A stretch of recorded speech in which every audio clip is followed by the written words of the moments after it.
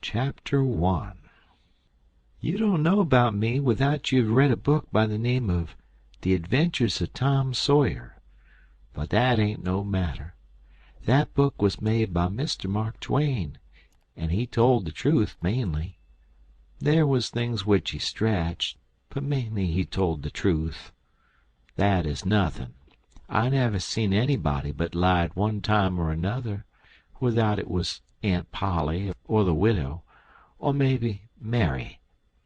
Aunt Polly, Tom's Aunt Polly, she is, and Mary and the widow Douglas is all told about in that book, which is mostly a true book, with some stretchers, as I said before. Now the way that book winds up is this. Tom and me found the money that the robbers hid in the cave, and it made us rich. We got $6,000 apiece, all gold. It was an awful sight of money when it was piled up. Well, Judge Thatcher he took it and put it out at interest, and it fetched us $1 a day apiece, all the year round, more than a body could tell what to do with. The widow Douglas she took me for her son, and allowed she would civilize me. But it was rough livin' in the house all the time, considerin' how dismal regular and decent the widow was in all her ways, and so when I couldn't stand it no longer I lit out. I got into my old rags and my sugar hogshead again, and was free and satisfied.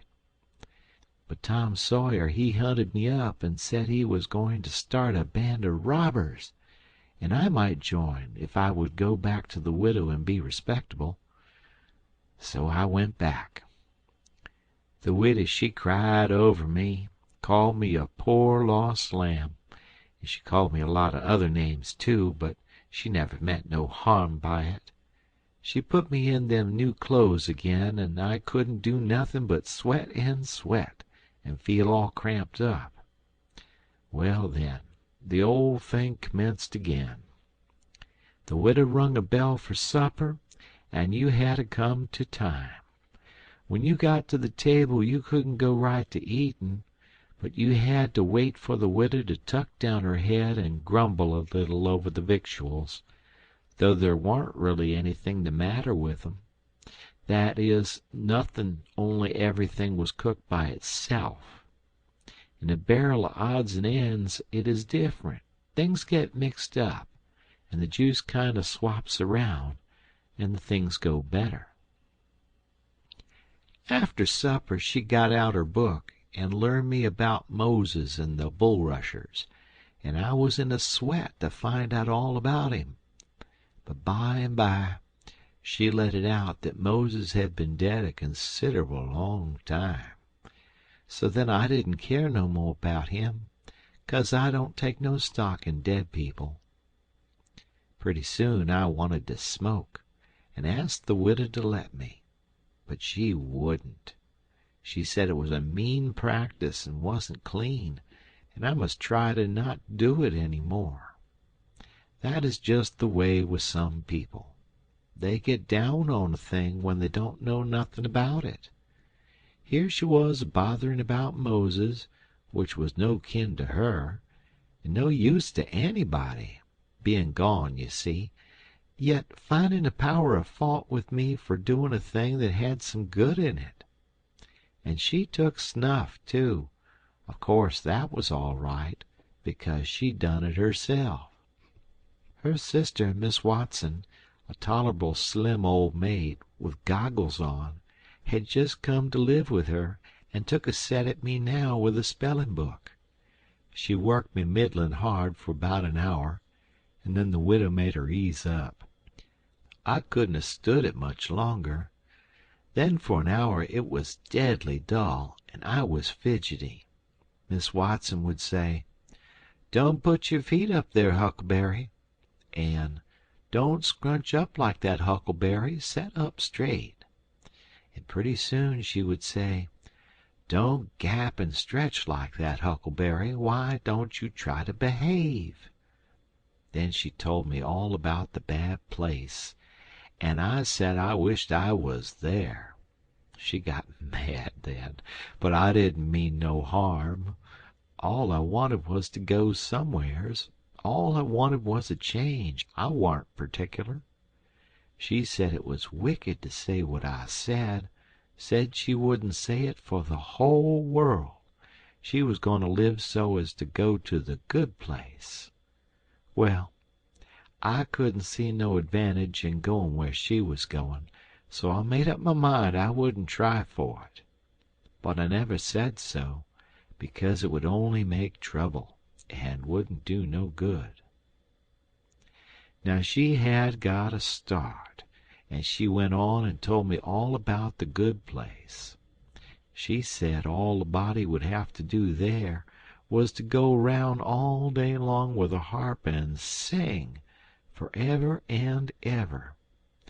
So I didn't think much of it. But I never said so.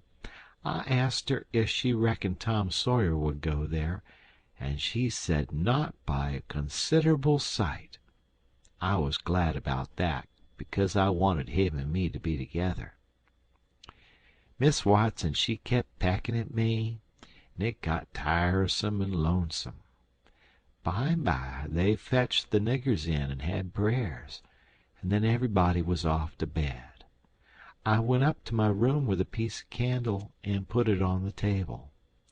Then I sat down in a chair by the window and tried to think of something cheerful, but it warn't no use.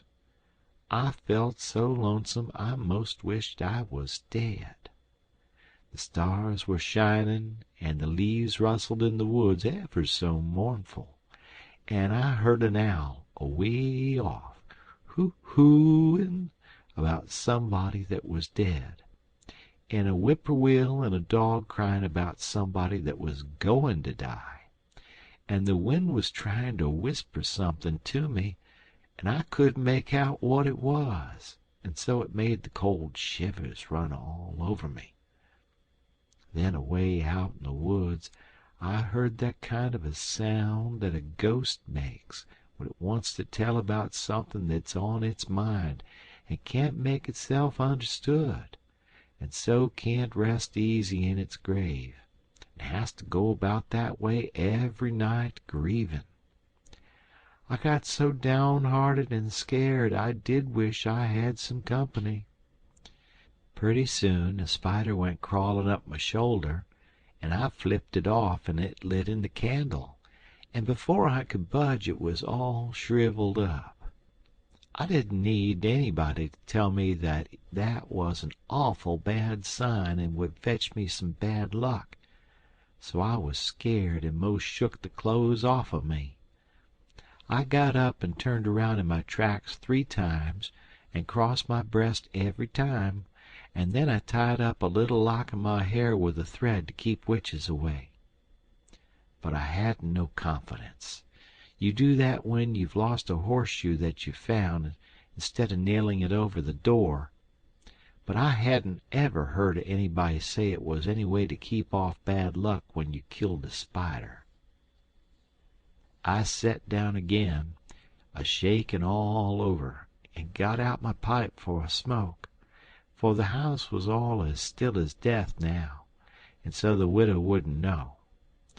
Well, after a long time I heard the clock away off in the town go boom, boom, boom, 12 licks, and all still again, stiller than ever. Pretty soon I heard a twig snap down in the dark amongst the trees. Something was a-stirring. I set still and listened. Directly I could just barely hear a meow, meow down there. That was good. Says I, meow, meow, as soft as I could.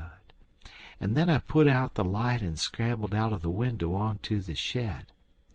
Then I slipped down to the ground and crawled in among the trees, and sure enough there was Tom Sawyer waiting for me.